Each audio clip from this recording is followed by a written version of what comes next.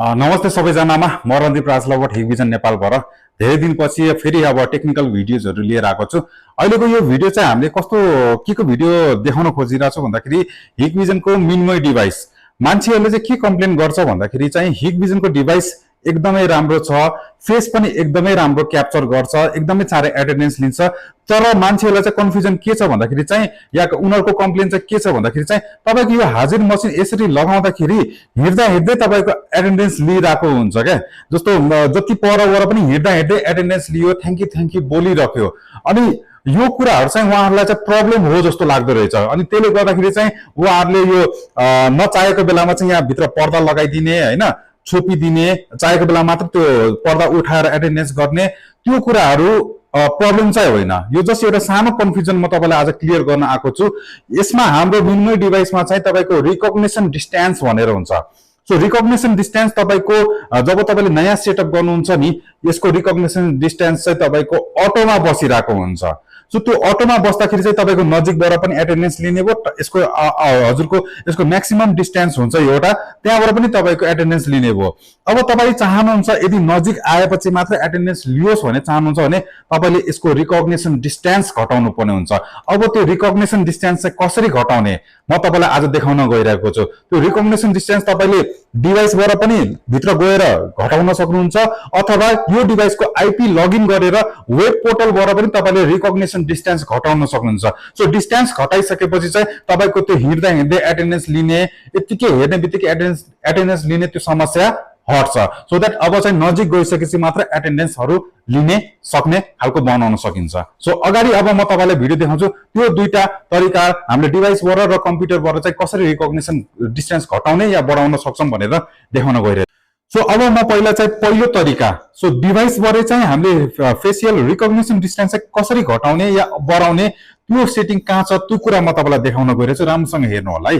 So सबैभन्दा पहिला चाहिँ यो डिभाइसलाई हामीले लगइन गर्नुपर्ने हुन्छ आफ्नो पासवर्ड युज गरेर। सो ओकेलाई लङ प्रेस गर्यो भने चाहिँ हजुरहरूले पासवर्ड माग्छ है। सो इन्टर पासवर्ड भन्दै चाहिँ यस्तो एरो थिच्नु भनिरहेछ।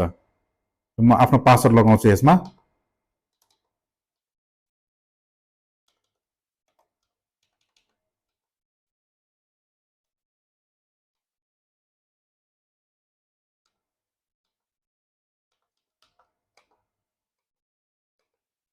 सो मैले पासवर्ड लगाइसकेको छु। अब म कहाँ जान्छु भन्दाखेरि यहाँ तलपट्टि जाँदा जाँदै तपाईँको सिस्टम सेटिङ भनेर छ है। सिस्टम सेटिङमा जान्छौँ, ओके गर्छौँ र तल थर्ड लाइनमा हेर्नु त बायोमेट्रिक भनेर छ।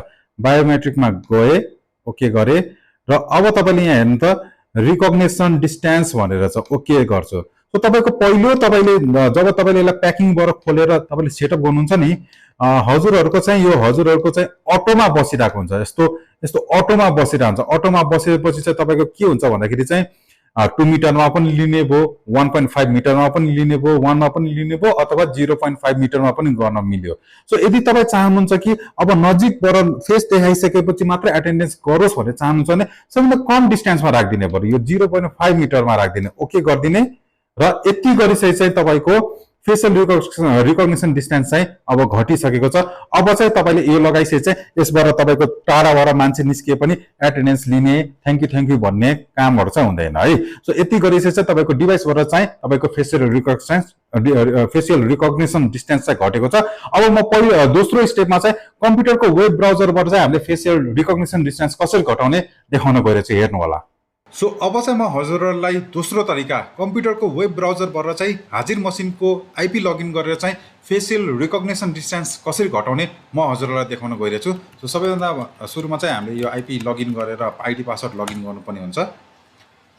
सो लगइन गरेपछि चाहिँ हजुरहरूले यहाँ कन्फिगरेसनमा जानुपर्ने हुन्छ र स्मार्टमा जानुपर्ने हुन्छ। यहाँ तलपट्टि स्मार्ट छ र यहाँ हेर्नु त रिकग्निसन डिस्टेन्स भनेर छ, यो अटोमा छ। अटोमा भएपछि 2 मा पनि लिने भयो, जतिमा पनि लिने भयो। अब हजुरहरूले चाहिँ घटाइदिनु पर्यो, 0.5 मिटरमा राखिदिनु पर्यो अनि सेभ गरिदिनु पर्यो। अब चाहिँ के हुन्छ भनेपछि नजिक आइसकेपछि मात्र डिभाइसको नजिक अनुहार देखाएपछि मात्र हजुरहरूको एटेन्डेन्स हुने भयो। सो यो सबै सेटिङ चाहिँ हाम्रो डिस्ट्रिब्युसन च्यानल मार्केटमा पाउने यो मिनमय डिभाइस थियो 320 मोडेल हैन, यो 343 मोडेलमा दुवै तरिकामा यही तरिकाले चाहिँ हजुरहरूले रिकग्निसन डिस्टेन्स घटाउन सक्नुहुन्छ।